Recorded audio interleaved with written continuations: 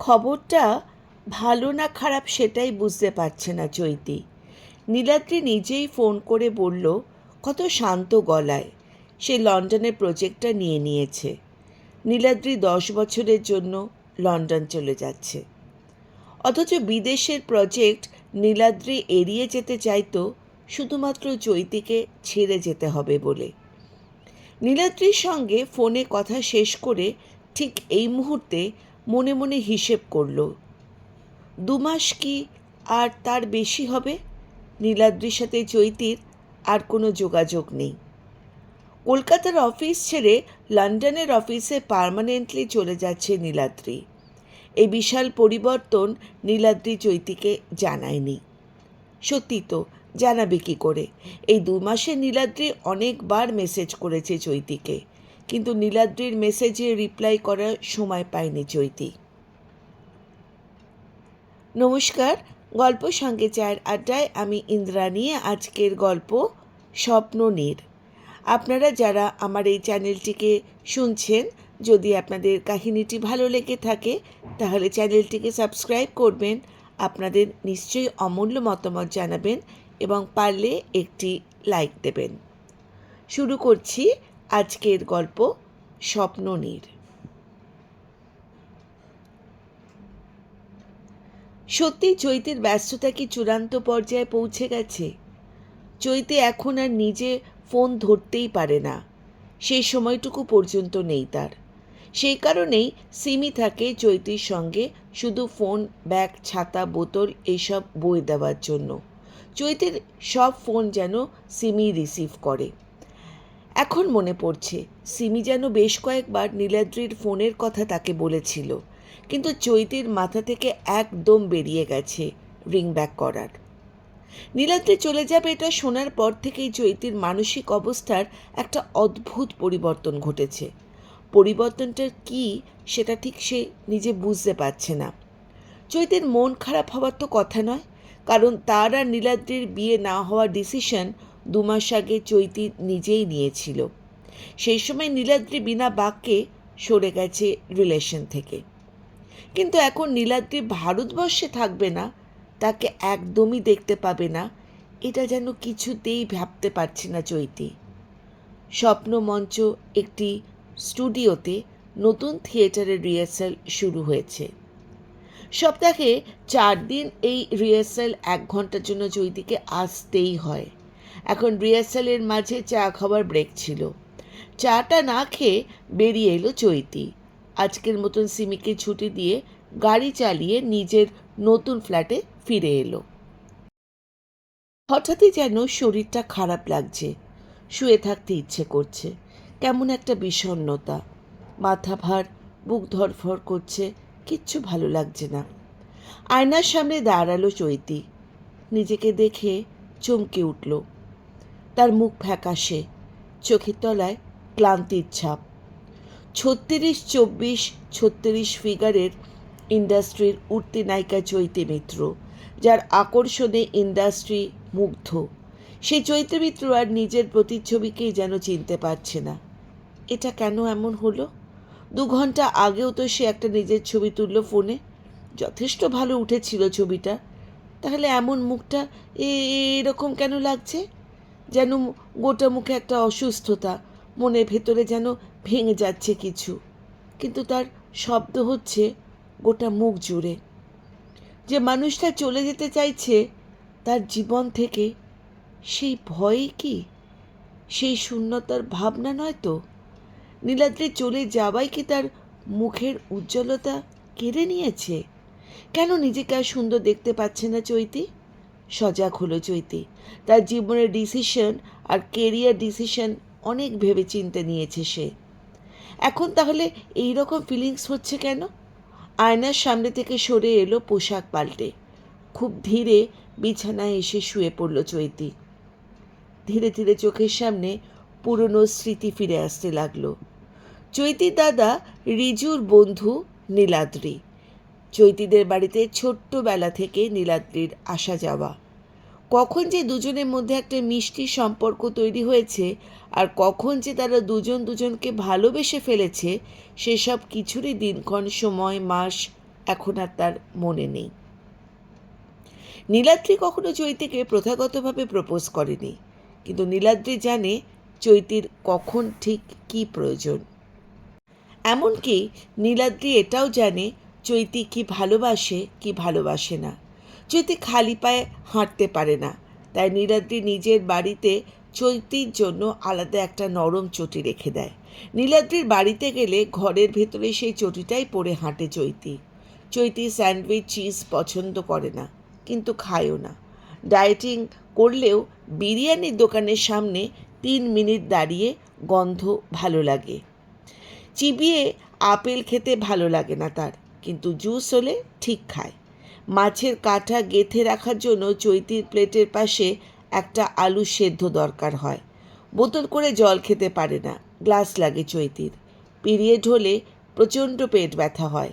মাইগ্রেনের ব্যথা হলে কপালে বাম লাগিয়ে সাউন্ড সিস্টেমে হালকা ভলিউমে রবীন্দ্রসঙ্গীত চালাতে হয়। এইরকম আরও ছোট্ট ছোট্ট নানা জিনিস চৈতির বাড়ির লোকেরা মনে না থাকলেও নীলাদ্রির কিন্তু সব মনে থাকে।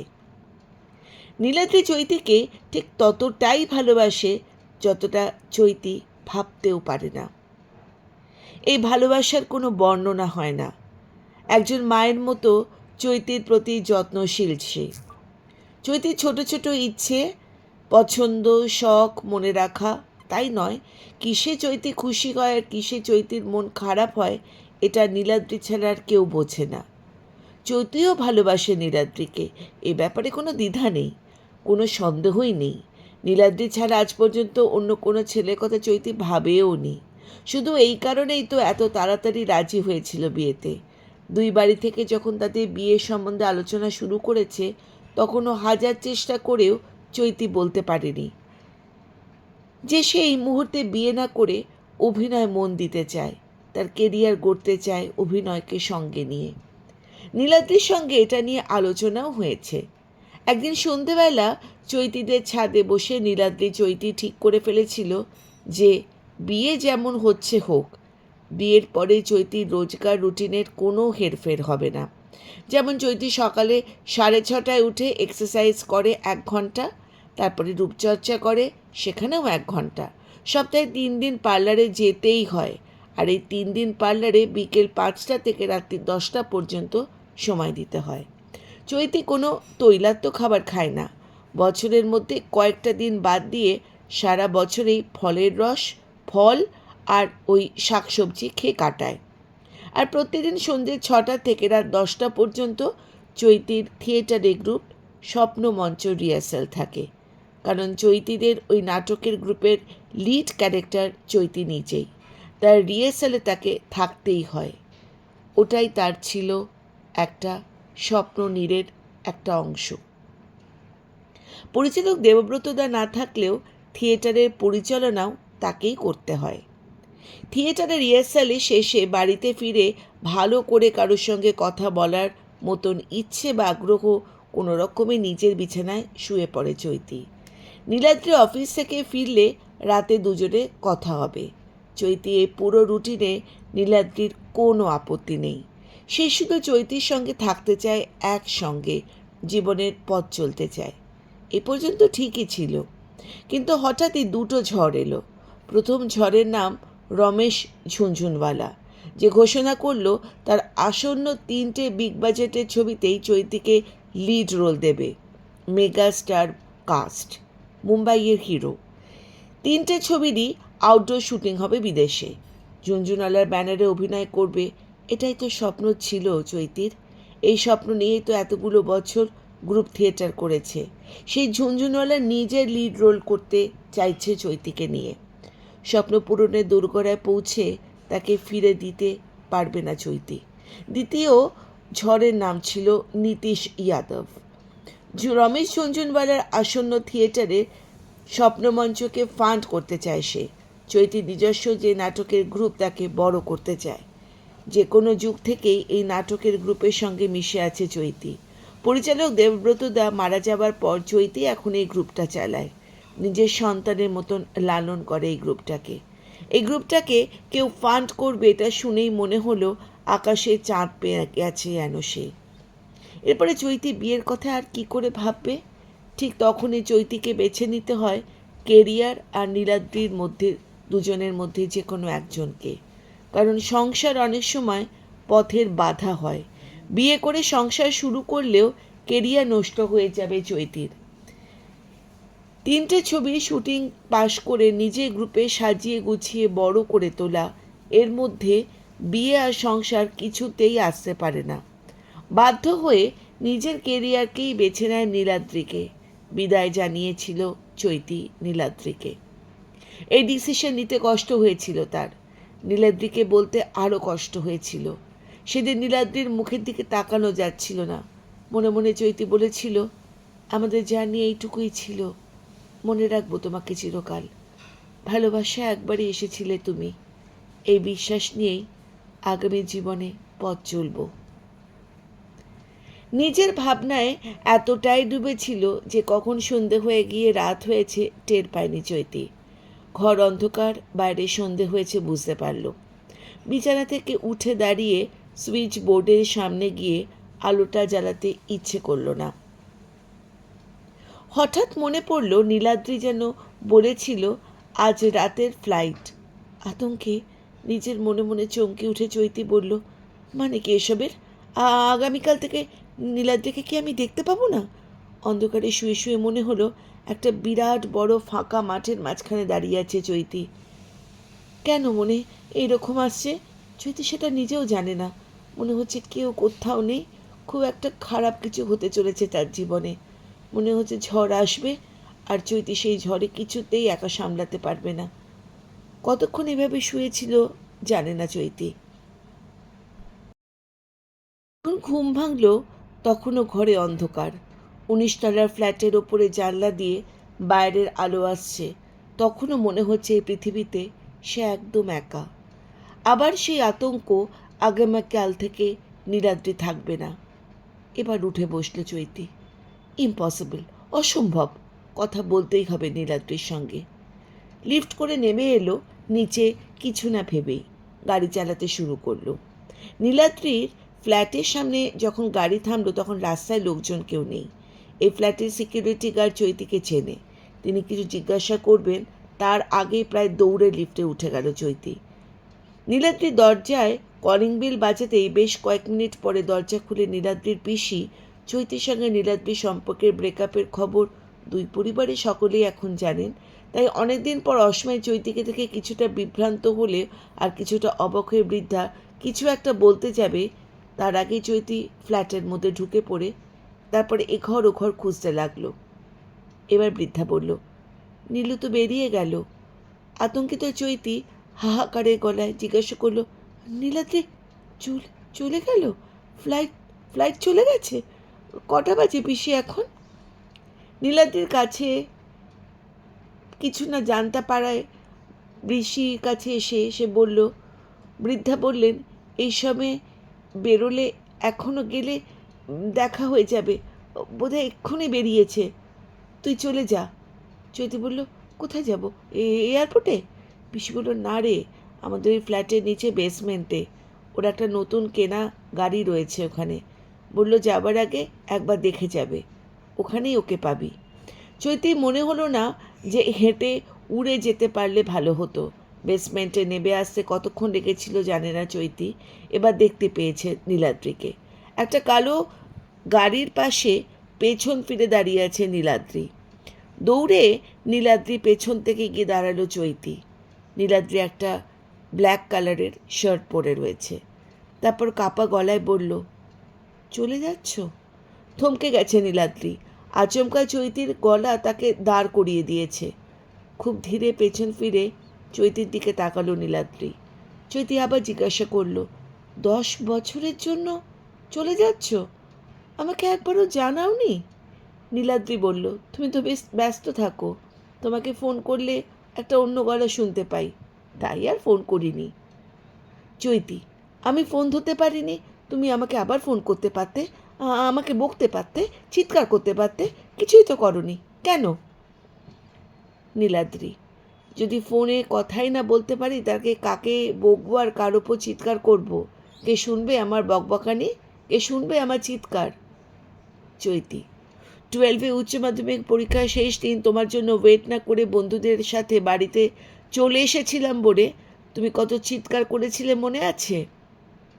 নীলাদ্রি: যতবার চিৎকার করেছি ততবার গুনে গুনে চুমুও খেয়েছি, মনে আছে সেটা?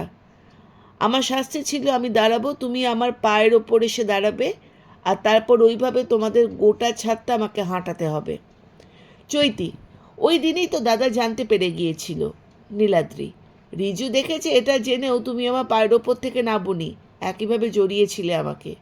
চৈতি: তা নয়, দাদা আমাদের দেখে নেবে গিয়েছিল, আমি সেটা দেখেই আর সরে আসিনি। নীলাদ্রি: আচ্ছা বেশ। চৈতি: শোনো, আমি ভেবে দেখলাম তুমি দেশে থাকবে না, আমি এটা কিছুতেই ভাবতে পারবো না, তোমার যাবাটাও কোথাও হবে না। এগিয়ে এলো নীলাদ্রি, নরম গলায় বলল, একটা কথা বলবো তোমায়। চৈতি বলল, বলো। নীলাদ্রি বলল, ঠিক এই কারণেই তোমাকে আমার লন্ডন যাওয়ার কথাটা বলিনি। বুঝতে না পেরে চৈতি জিজ্ঞাসা করলো, মানে? নীলাদ্রি বলল, মানে আমি লন্ডন যাচ্ছি জেনেও তুমি যদি রাগ না করো, আমাকে যেতে বারণ না করো, কষ্ট না পাও, যদি আমার লন্ডন যাওয়াটা খুব নর্মাল হয়ে যায় তোমার কাছে, তাহলে সেটা আমি নিতে পারতাম না। নীলাদ্রি জামার বোতামে নিজের হাতে ধরল চৈতি, তারপর বলল, এখন কি দেখলে?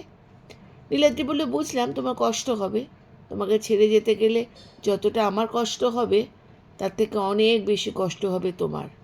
চোখ দিয়ে জল গড়িয়ে এলো চৈতি, কেঁদে ফেলল, গাল বেয়ে চোখের জল পড়তে লাগলো। নীলাদ্রির চোখের দিকে তাকিয়ে চৈতি এবার বলল, তুমি এটা বুঝতে পারলে, অথচ আমার বুঝতে এত কেন দেরি হলো? আমি তোমাকে ছাড়া কিছুতেই থাকতে পারবো না, এটা আমি এতদিন বুঝতে পারিনি কেন? নীলাদ্রি বলল, আমিও তো তোমাকে ছাড়া কিছু বুঝি না, তোমাকে ছাড়া আমি কেউ বুঝতে পারে না। আমি বোঝাইনি তাই তুমি বোঝোনি, খালি পেটে খালি পায়ে হাঁটতে পারো না, অথচ একটা গালিতে খালি পায়ে চলে এসেছো, পায়ে ব্যথা করছে তাতেও খেয়াল নেই, আমার কাছে এসে দাঁড়াও আমার পায়ের ওপর। এগিয়ে এলো চৈতি, নিজের দুটো পায়ে নিয়ে নীলাদ্রির পায়ের ওপর এসে দাঁড়িয়ে পড়ল। চৈতি বলল, তুমি যাবে না তো? যদি যেতে হয় আমিও যাব। নীলাদ্রি বলল, তুমি যেটা বলবে সেটাই হবে। চৈতি, আমার খুব খিদে পাচ্ছে। নীলাদ্রি, তোমার তো ডায়েটিং থাকে, দাঁড়াও দেখছি। চৈতি, ডায়েটিং করব না, বিরিয়ানি খাবো আজ, পেট ভরে খাবো, রাতে তোমার কাছে শোবো আর ফিল করব যে তুমি কোথাও যাওনি, আমাকে এই আতঙ্ক থেকে বের করে নিয়ে এসো। চৈতিকে জড়িয়ে ধরে আছে নীলাদ্রি, বলল, জানি তো ফাঁকা মাঠে একা দাঁড়িয়ে আছো, এই স্বপ্ন তাড়া করে তোমায়, আগেও করেছে, আর করবে না, আমার বুকের মধ্যে থাকবে যে তুমি। চৈতি বলল, আর কোনো স্বপ্নকে ভয় পাই না আমি, আমার স্বপ্ন এখন আমার দু হাতে, আমার স্বপ্ন তুমি। স্বপ্ননীর গল্পটি এখানেই সমাপ্ত হলো। আপনাদের কেমন লাগলো দয়া করে জানাবেন, আর আপনাদের অমূল্য মতামত নিশ্চয়ই জানাবেন। সঙ্গে থাকুন, শুনতে থাকুন। ধন্যবাদ।